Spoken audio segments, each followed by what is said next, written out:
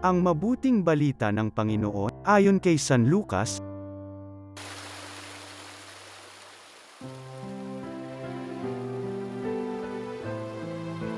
Noong panahong yun, nakita ni Jesus ang isang publikano na nagngangalang Levi, nakaupo sa paningilan ng buwis.